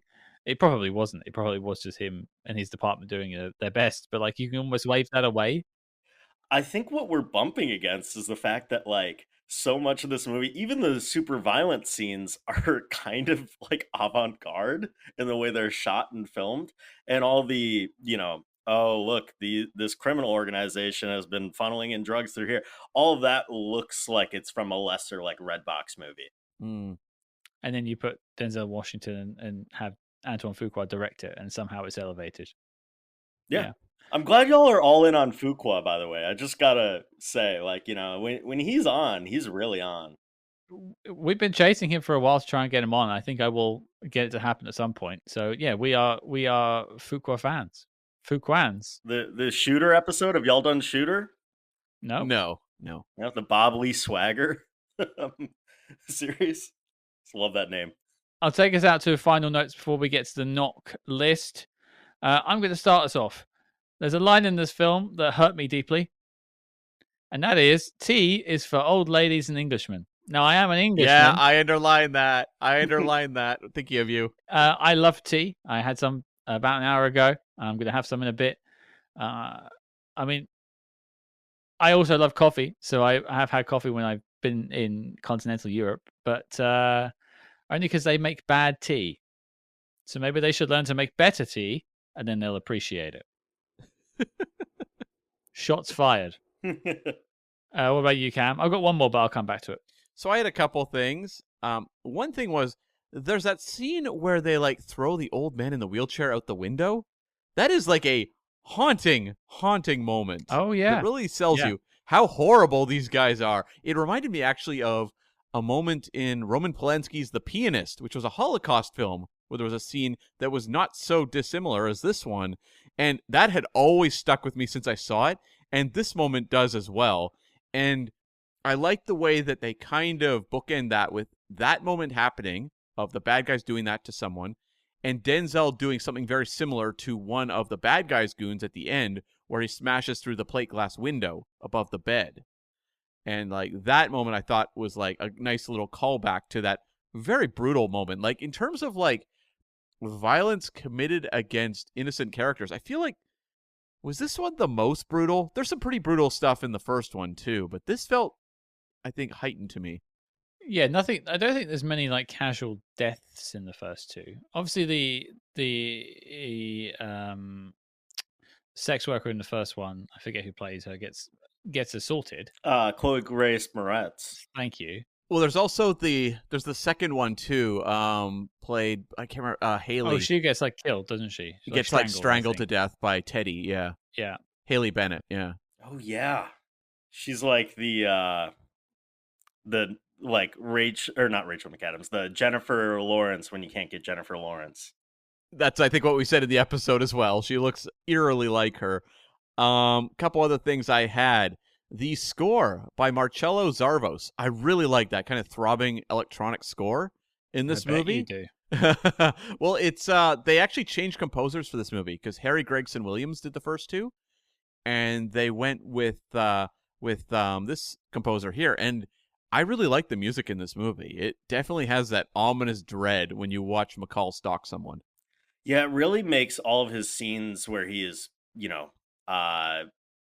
committing acts of wrath really punch, you know? I think it adds more to the brutality because the first one is very brutal and especially, I mean they all are, but especially in the sequence at the Lowe's or the Home Depot or the Smart Mart or whatever it's called in that movie. For lawyer purposes, it was what was it called, Cam? Home Mart. Home Mart. Yeah. I mean, there is a sequence where he hangs somebody with barbed wire and watches the light go out of their eyes. Yeah. No, that's a great moment too in that first one. The last note I had was there's a scene where we watch the villagers watching a black and white movie in the like town square. I was going to ask you about this film. What was it? That movie is called Sign of Venus, and it's starring Sophia Loren, and it's from 1955. How much of the film is Sophia Loren actually in, though? She's the star of the movie, but yes, you're thinking of Operation Crossbow, where she's the star, the #1 build in the movie for like 12 minutes. Yeah. This film, I believe she is the primary star. It's not regarded, though, as a particularly great movie, so that's what makes it a more interesting choice to me, is that it's a movie that is not considered one of the heights of her filmography. Okay, last note from me, more of a question for the room. This trip obviously saw Robert McCall go to Italy. Where does Equalizer 4, if it happens, take him? Should he go traveling? Disneyland. Cam goes back to Disneyland. That's fair. Does he wear the ears at any point? Obviously. I mean, I don't think anyone wants the stealth remake of Beverly Hills Cop 3, but I was going to say John Landis soft announced for Equalizer 4. Maybe we can get a George Lucas cameo in there too. Yeah. I will pitch whilst Nathan's thinking. I will pitch for Japan. Go full samurai. Oh, Japan would be good. Yeah. Fuck, that's a good one. Are you like continuing this trend of just like taking on the mob and doing like the Yakuza? Well, yeah, you could go down that route, but like there's also like a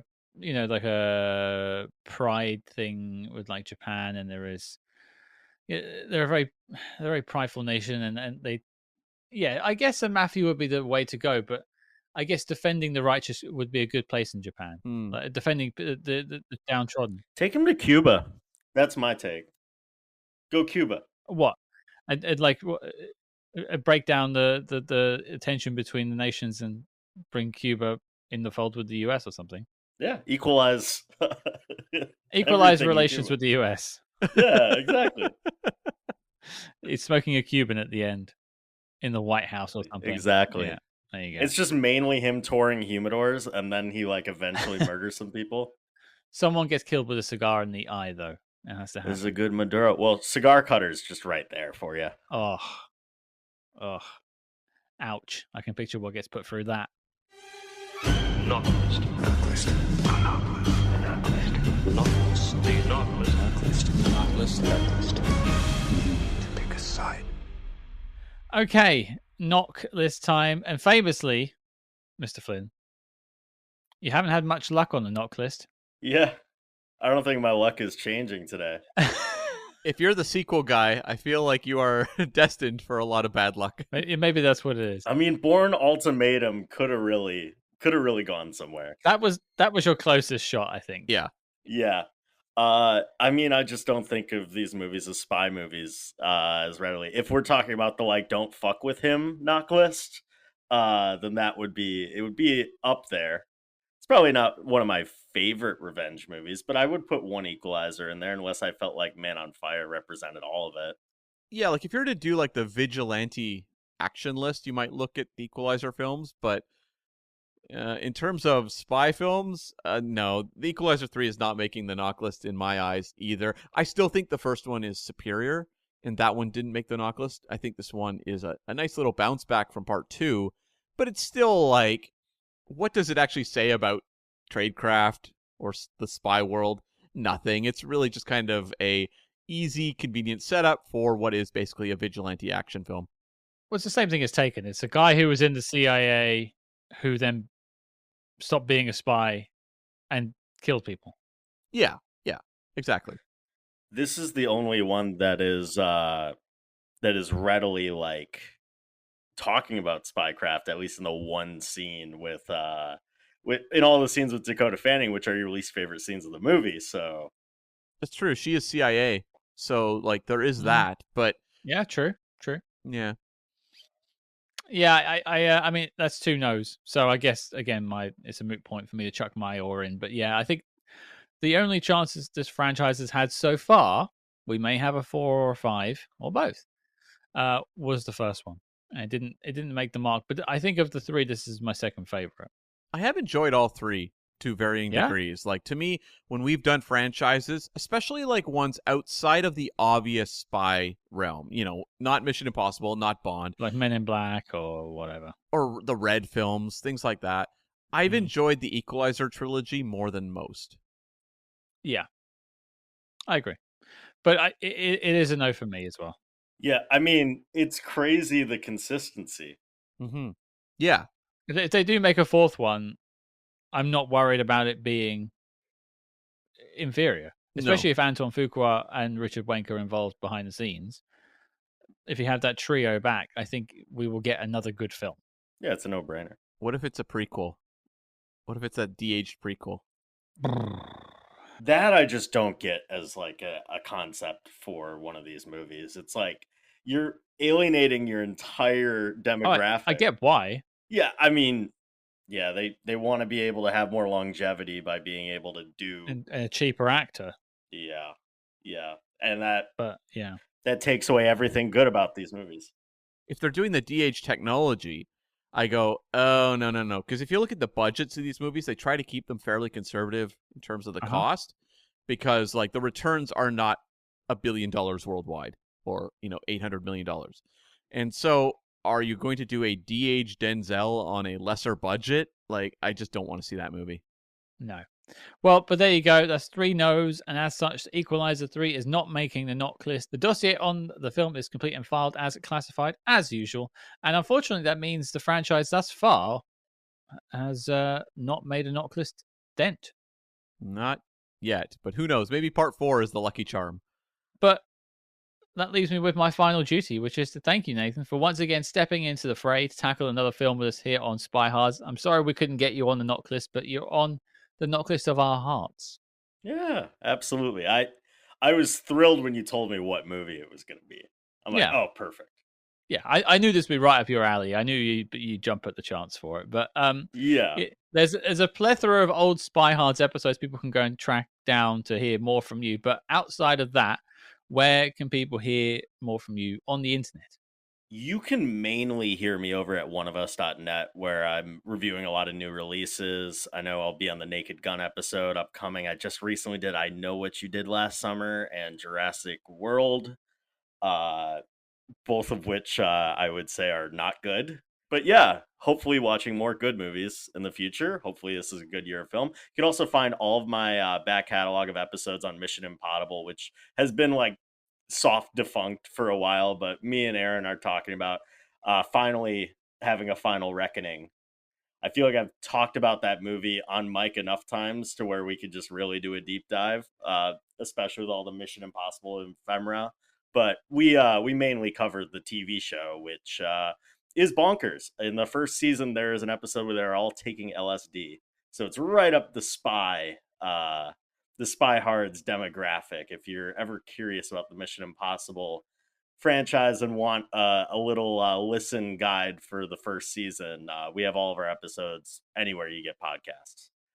And we, of course, appeared on the show very early on as well, talking about a very early on Mission Impossible episode that we actually quite enjoyed. We did 2 episodes, actually. We did the pilot, and I think it was episode 3 or 4 or something. Yeah, something. Oh yeah, you did Operation Roguish. Was that it? Right? I'll believe you. I'll believe you on that. I don't know. That's pulling out COVID memories. You can also find me on Twitter at Nathan Flynn. Then you can also find me on Letterboxd. Just look up the name. You'll see me pop up having watched 1 million movies this year. Well, there'll be links in the show notes below to all of your connective points all over the internet. But Nathan, once again, it's been a pleasure. Thank you for stepping on to SpyHards Podcast. Yeah, absolutely. Call me back when you want to cover Liam Neeson's Unknown.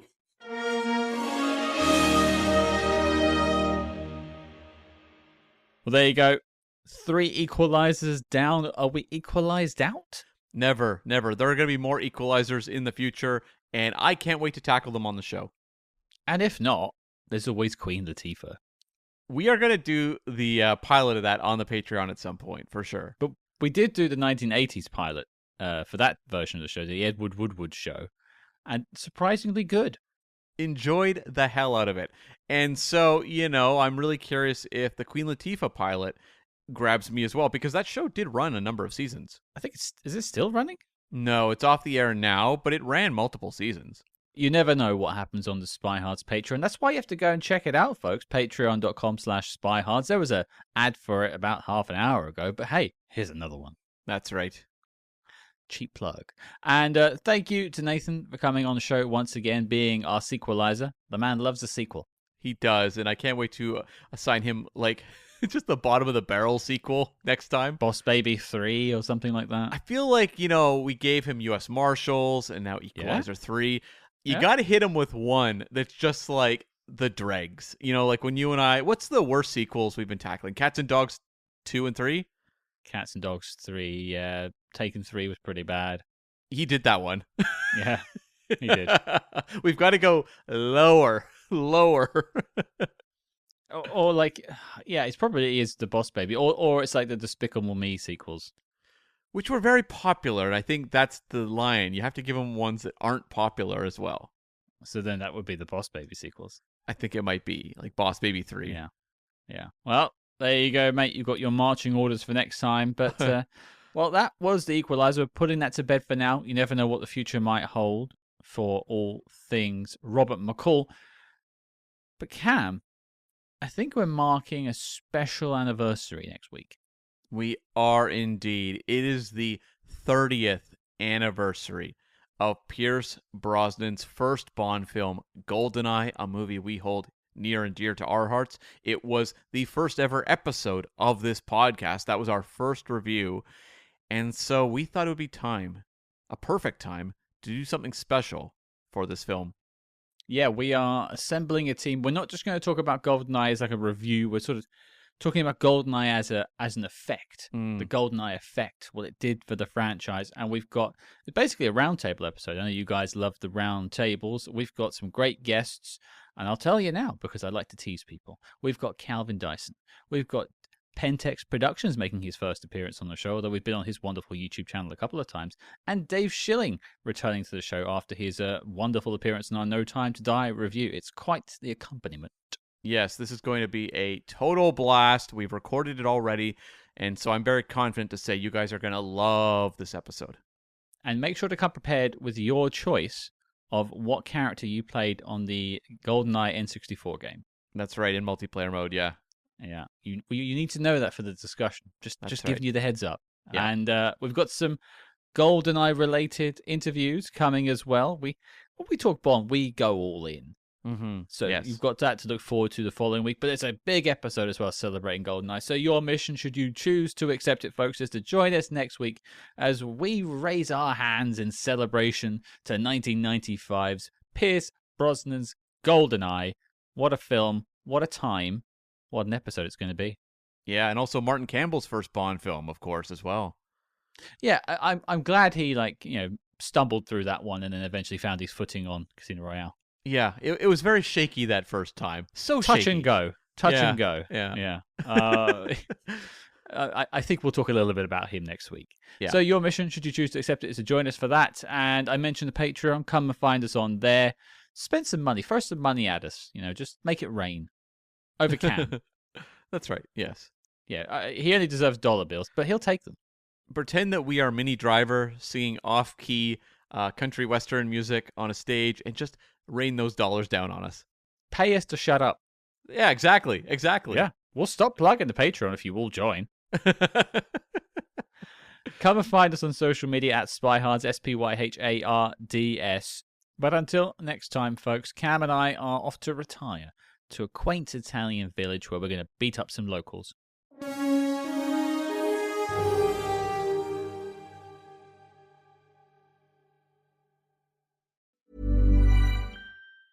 Only Only Boost Mobile. Boost Mobile. We'll give you a free year of service. Free year? When you buy a new 5G phone. New 5G phone? Enough. But I'm your hype man. When you purchase an eligible device, you get $25 off every month for 12 months with credits totaling 1 year of free service. Taxes extra for the device and service plan. Online only. What's it like to care for someone who's sick? To wait for answers, to hope for healing. These are the moments our nation's healthcare teams and their patients face every single day. And it's why we do what we do. We're Siemens Healthineers, and we pioneer breakthroughs in healthcare for everyone, everywhere. Across the country, from rural communities to busy cities, our medical imaging, therapy, and laboratory solutions help providers deliver care that can be smarter, faster, and more precise. With more than 17,000 employees across the United States, we're driving innovations that support healthcare teams, strengthen systems, and truly change people's lives. Because for us, it's about more than technology, more than innovation. It's a promise, built for generations. Siemens Healthineers.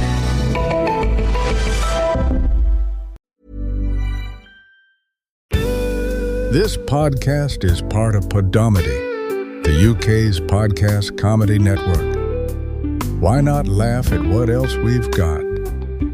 Visit podomedy.com.